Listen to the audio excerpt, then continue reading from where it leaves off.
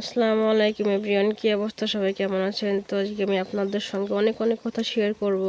তো দেখেন, আমার হাজব্যান্ড আর আমি চলে গেলাম সকালে খুলনায় ডাক্তার দেখানোর জন্য। তো আমাদের যেতে একটু লেট হয়ে যায়, জন্য আমাদের ডাক্তার দেখে না, বলে কি যে না এখন আর দেখবো না, বিকাল 3টায় সিরিয়াল দেন। তো আর কি করে, ডাক্তার তো কারো অনুরোধ শুনে না, উনি যেটা বলবে সেটাই করবে। তো আর কি করে, যাই হোক, আল্লাহ যা করে ভালোর জন্যই করে। তো আমার হাজব্যান্ড আসছে আজকে 1 মাস 12 দিন বাড়িতে। তো ও তো ছিল অসুস্থ, এর জন্য কোথাও ঘুরতে যায়নি বা আমাদেরকে কোথাও ঘুরতে এনে যায়নি।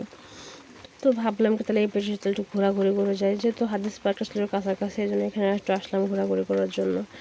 তো এখানে আমার ভাইয়ের বাসা আছে, ভাইয়ের বাসায় যাব। আমাদের ফ্যামিলির কাউকে আনা হয়নি, আমাদের ছেলে মেয়ে কাউকে আনা হয়নি।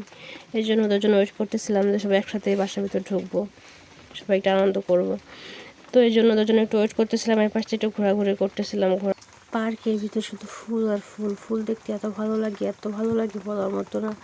আর যদি পাশে থাকে মনের মানুষ, তাহলে তো কোনো কথাই নেই। কে না চায় হাজব্যান্ডের সাথে ঘুরতে, হাতে হাত রেখে হাঁটতে, সবাই চায়, কিন্তু কেউ পারে কেউ পারে না, এটা আছে কিন্তু সমস্যা। তো যারা পারেন তাদেরকে অসংখ্য ধন্যবাদ, যারা পারেন না তারা একটু চেষ্টা করে দেখবেন যে একসাথে হাজব্যান্ড ওয়াইফ হাত ধরে হাঁটতে কতটা ভালো লাগে, কত সুন্দর লাগে, এত মানে বলার মতো না, অসম্ভব সুন্দর। তো দেখে এটা হচ্ছে আমার ভাইয়ের মেয়ে তাসফিয়া জান্নাত তাসনূর, মাশাল্লাহ। তো দেখেন, আমরা ভাইয়ের বাসা যে দুপুরবেলা খাওয়া দাওয়া করে বিকেলে ছেলেমেয়ে সব ঘুরতে বের হয়েছে, আর আমরা গেছিলাম ডক্টরের কাছে, যেহেতু বলছিলাম যে আমাদের বিকেলে সিরিয়াল আছে।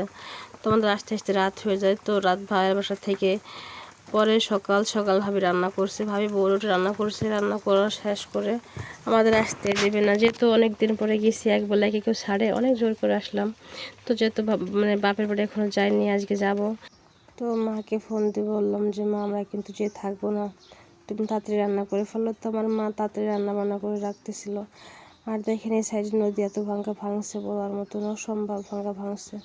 মুরব্বীরা কথা বলে না, নদীর আক্কুল ভাঙে আর আক্কুল করে, এত নদীর খেলা। তো এই নদীর সে একই অবস্থা হয়েছে, ওই সাইড দিয়ে সব সাইড দিয়ে ভাঙছে।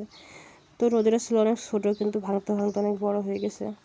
তো আল্লাহ মাফ করুক, সবাইকে হেদায়েত দান করুক আল্লাহ। দেখেন কি অবস্থা। তো এখানে আমাদের জন্য গাড়ি ওয়েট করতেছে, তো আমরা চলে গেলাম আমাদের বাড়িতে। দেখেন, এটা সেখানে কি আমাদের ঘর, এটা আমাদের বাড়ি।